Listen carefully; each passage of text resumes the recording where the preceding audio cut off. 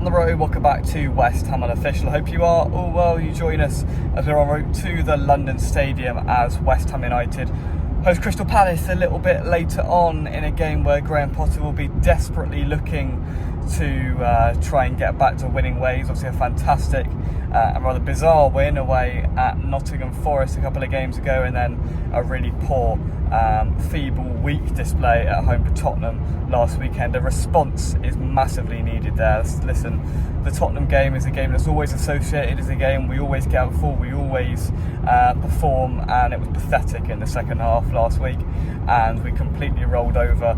We can't do that again. Pressure is mounting. There's going to be a lot of external noise today from the fans and from elsewhere. There's been pictures and rumours of managers being lined up once again, nice and professional. From West Ham, we've heard about Bilic, we've heard about Gary O'Neill. We've seen pictures, maybe true, maybe not, of Nuno having meetings with West Ham over the last 24 hours. For Graham Potter, he's got to put his blinkers on and he's got to try and muster up a win today against a very good Crystal Palace team. 2 trophies in 3 months over the period of the FA Cup win, and then consequentially the Community Shield win as well. Very good manager, Oliver Glasner. I wish we'd got him when we had the opportunity as soon as we played Frankfurt a couple of seasons ago, or what was it, 3 or 4 seasons ago now in the Europa League. He looked like a really smart and astute manager then, and as soon as Crystal Palace signed him up, I thought it would go well, and it seems like all is good at Selhurst Park. They've picked up some good wins. I think they beat Villa by 3-0 a couple of weeks ago, which is a good result, albeit Villa not doing too well at the start of this season, but a side that look really good, a good contender again to be chasing European football. They're in the Conference League, not the Europa League, controversially because of everything that has happened there, but maybe that will help them in terms of trying to get back into those spots for next season, because obviously the Conference League isn't as high calibre competition as the Europa League, but it's going to be interesting to see how they cope when the time comes for the Thursday, Sunday football. But that's a couple of weeks away for them, and they'll be just looking, whilst the games are 1 a week, to try and get as many points as possible.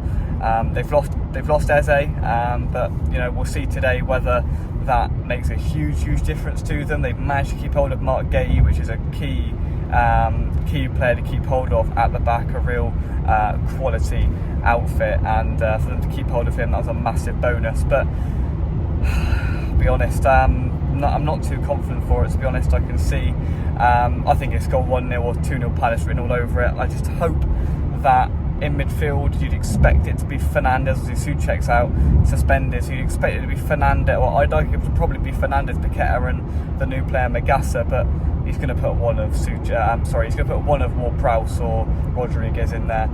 Hopefully it's only one. It shouldn't be more than one. Hopefully 0, but I'm expecting to see probably Ward-Prowse in the starting lineup, and then probably Fernandes and Paqueta. Up front is a mystery, isn't it? Fulkrug, we thought was injured, but then was on the bench last week. So is he going to start? Is he fit enough? Will it be Wilson, or will he go with a false 9, Bowen or Paqueta up front, which just works brilliantly, doesn't it?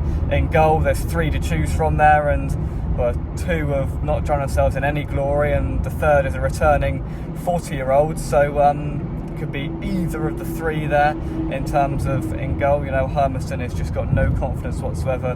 You could form an argument for he's not going to get any better if he's on the bench, or he's just not going to get any better, full stop. So Potter's got to make an assessment in goal. We've been told Wan-Bissaka's got a stomach issue and he's been ill and all the rest of it. Is there something more going on there that we're not aware of? I don't know, but there has been speculation regarding that. But Walker Peters has slotted in really well. He's not done too bad. We've got Diouf over the other side, who was one of the very few shining lights last week and was very good at Forest a couple of weeks ago. So listen, there's a foundations of a good team there, but it's not putting together. It's not it's not calibrating as a fully functioning team, and that's the problem, and there's no leaders in there. That's the thing that we're missing some leaders, and I just feel we might get just outclassed today, and the crowd, if things go wrong early, the crowd are going to turn very, very quickly today with protests and with a lot of frustration.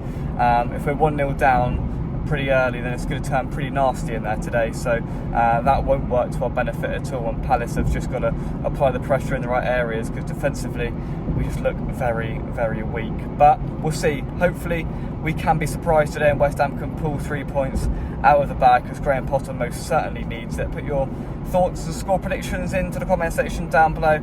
That's it from me, Cummy Wines, and I'll see you soon. Bye bye.